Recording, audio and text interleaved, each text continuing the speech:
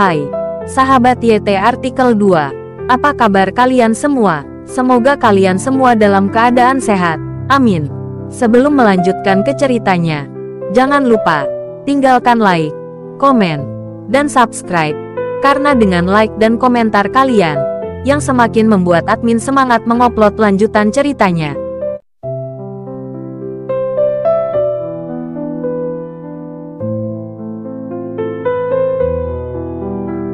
Episode 468. Kisah Aditya, anak bos besar yang berpura-pura miskin.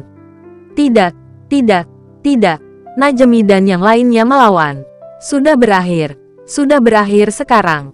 Taufik mendengar suara di luar rumah sakit dan dia panik. Tas yang dipegangnya pun terjatuh ke tanah. Aku menyalahkanmu. Buang saja kain-kain ini. Kamu harus mengemasnya begitu lama. Istri Taufik juga cemas dan terus mengeluh kepada Taufik. Apa gunanya membicarakan hal ini sekarang? Najemi pasti membawa banyak orang bersamanya ketika dia kembali kali ini. Apa yang harus kita lakukan? Taufik menghentakkan kakinya dengan cemas, dan wajahnya menjadi pucat. Mary, cepat lari bersama Tuan Aditya melalui jendela belakang. Bawalah adikmu bersamamu. Cepat. Istri Taufik menarik Hurrem dan meminta Mary untuk membawa Hurrem dan bergegas. Mary tidak bergerak kemanapun. Jika dia berada di sini sendirian, dia mungkin masih khawatir kalah jumlah. Tapi dengan Aditya di sisinya, dia masih merasa percaya diri. Bu, jangan takut. Dengan Tuan Aditya di sini, tidak akan terjadi apa-apa, kata Mary kepada ibunya. Ketika Taufik mendengar ini, dia tiba-tiba berkeringat dingin. Mary, kenapa kamu tidak tahu betapa kuatnya dia? Najemi mungkin telah membawa Omes ke sini. Jika kamu tidak melarikan diri, apakah kamu menunggu kemalangan? Kata Taufik sambil mendorong Mary ke jendela belakang. Ya, putriku sayang. Tuan Aditya, dia masih harus bergantung padamu untuk melindunginya. Tidak ada gunanya jika dia ada di sini. Istri Taufik memandang Aditya yang berdiri di sana dan berkata dengan ragu-ragu. Ketika Mary mendengar ini, dia merasa sedikit malu, tersenyum. Aditya juga sedikit tercengang. Ibu Mary terlalu meremehkannya, tapi ini bisa dimengerti. Baru saja Najemi ingin memukul Aditya, tetapi Aditya tidak melakukan apapun. Mary lah yang menyiksa Najemi dan yang lainnya. Ledakan. Saat ini, pintu dibuka dari luar. Yang pertama masuk adalah Najemi. Ketika dia datang kali ini, Najemi tidak sesopan sebelumnya. Dia memegang pipa baja di tangannya dan terlihat galak. Di belakang Najemi adalah para gangster yang baru saja dipukuli. Masing-masing dari mereka juga memegang senjata dan menatap tajam ke arah Mary dan Aditya di dalam ruangan. Jelas sekali. Kali ini, itu untuk Aditya dan Mary. Melihat pemandangan ini, Aditya benar-benar tidak sabar. Aditya sangat kesal karena kota Jakarta ini bisa mengalami begitu banyak masalah. Brengsek, pelacur kecil.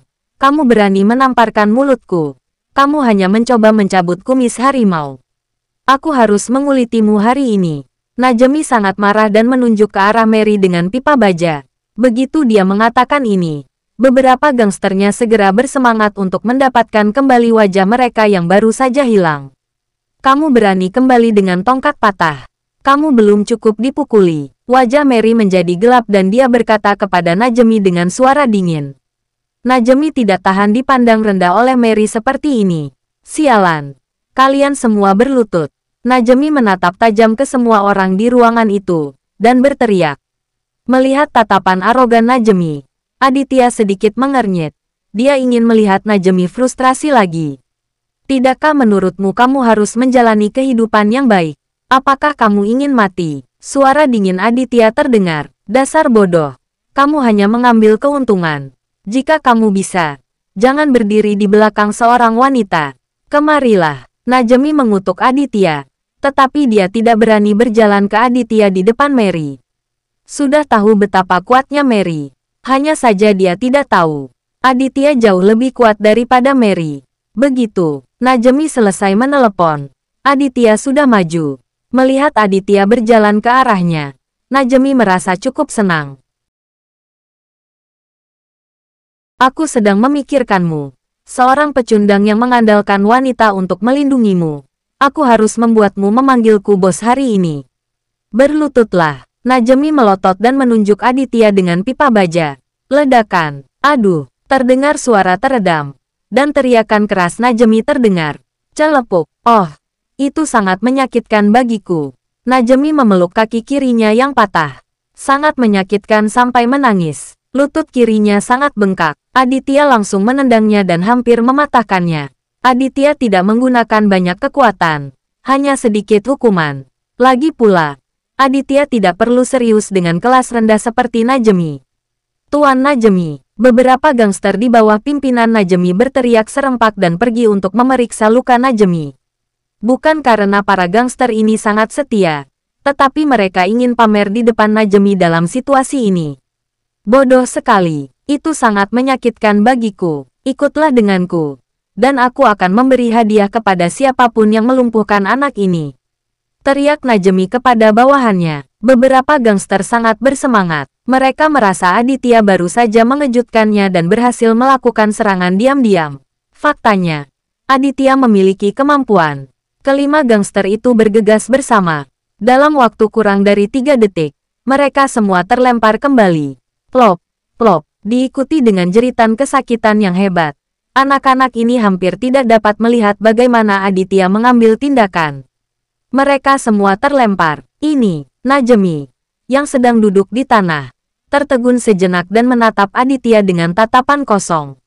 Ibu Mary berdiri di sana dengan tercengang. Dia baru saja meremehkan Aditya, dan sekarang dia merasa sedikit tersipu. Putriku, Tuan Aditya ini sangat kuat, bisik Ibu Mary. Hurrem juga tercengang. Kakaknya sangat kuat, yang cukup mengejutkannya ketika Aditya bergerak sekarang. Bang-bang. Terdengar suara tamparan dari luar pintu. Dan kemudian, seorang pria jangkung dan kurus berusia 40-an atau 50-an masuk. Di belakang pria ini, ada lebih dari selusin orang. Semuanya adalah orang-orang yang tampak kejam. Bagus sekali, sobat. Keterampilan yang luar biasa. Setelah pria jangkung dan kurus masuk, dia memuji Aditya. Aditya memandang pria jangkung dan kurus itu dan tidak bisa menahan diri untuk tidak mendengus. Ia merasa pria jangkung dan kurus ini terlalu pandai pamer. Bukankah kamu seharusnya membalaskan dendam Najemi? Mengapa kamu masih berbicara omong kosong seperti itu? Aditya bertanya pada pria jangkung dan kurus sambil tersenyum dingin. Astaga, ketika pria jangkung dan kurus mendengar apa yang dikatakan Aditya, matanya melotot karena marah. Omes, anak ini sangat jahat. Dia bisa mengalahkan beberapa anak buahku. Kamu harus berhati-hati. Najemi bangkit dari tanah dan berkata kepada pria kurus itu berulang kali. Pria jangkung dan kurus ini adalah bos Najemi, Omes. Dialah yang ingin mengembangkan tempat ini. Di Jakarta, orang ini juga sangat tidak baik. Apakah aku masih membutuhkanmu untuk mengingatkanku? Sialan. Keluarlah dan buat aku malu. Mata Omes melotot. Sangat tidak puas dengan Najemi. Meskipun Najemi sangat galak, dia berperilaku sangat baik di depan Omes. Maaf, bos. Najemi membungkuk dengan cepat. Wajahnya menjadi pucat karena ketakutan. Nak, kamu tidak perlu dihukum jika kamu mau. Berjanji padaku satu hal. Omes tampak sombong dan melirik Aditya dan berkata, bersambung.